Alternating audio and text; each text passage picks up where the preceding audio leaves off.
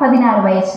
மிகவும் அறையோதும் அன்பர் திருவடிகளே நினைந்து துதியாமல் திரிவயர்களாசை மிஞ்சி வெகு கவனையாய் உழன்று திரியும் அடியேனையுந்தன் நாட்டிசே மௌன உபதேச சம்பு மதியருகு வேலி தும்பை மணிமுடியின் மீதணிந்த மகதேவர் மனமகிழவே அணைந்து ஒரு புறமதாக வந்த மலைமகள் குமார துங்க வடிவேலா பவனி வரவே உகந்து மகிழி மிசையே திகழ்ந்து படியதிரவே நடந்த கழல் வீரா பரமபதமே செறிந்த முருகனெனவே உகந்து பழனிமலை மேல் அமர்ந்த பெருமாளே என்பதுதான் அந்த திருப்புகழ் பாடல்.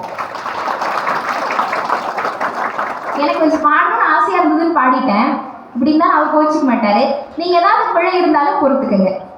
இப்படி பழனிமலை மீது இருக்கிற இறைவனிடத்திலே தனக்கு என்ன வேண்டும் என்று கேட்டார் அருணகிரிநாதர். நான் உங்ககிட்ட ஒரு கேள்வி கேட்கலாம்னு நினைக்கிறேன். படிச்சா அறிவு வரும்னு சொல்றாங்களே, சரியா?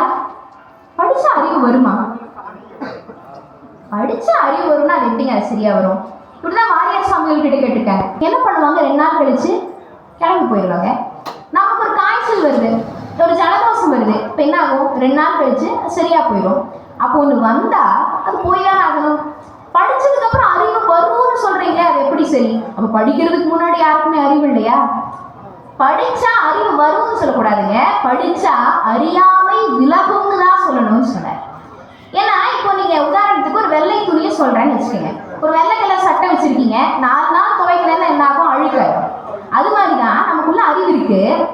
அது தொடர்ந்து சில தேவையில்லாத விஷயங்கள் எல்லாம் கேட்டு அறியாமைங்கிற ஒரு அழுக்கு வந்து அந்த வெள்ளை சட்டையில் அழுக்கு வர்றது மாதிரி அறியாமை நமக்குள்ள வந்துடுது. அப்ப இந்த அறியாமை போட்டு துவைக்கும் போது அழுக்கு போதும். அதே மாதிரி நாம படிக்க படிக்க அறியாமை விலகி நம்முடைய அறிவு எப்படி மலருக்கு மனம் இருக்கிறதோ, விளக்குக்கு ஒளி இருக்கிறதோ, அதுபோல் நமக்குள் அறிவு இருக்கிறது. அந்த அறிவிலிருந்து அறியாமையை விளக்க வேண்டும் என்பதுதான் நம்முடைய குறிக்கோளாக இருக்க வேண்டும்.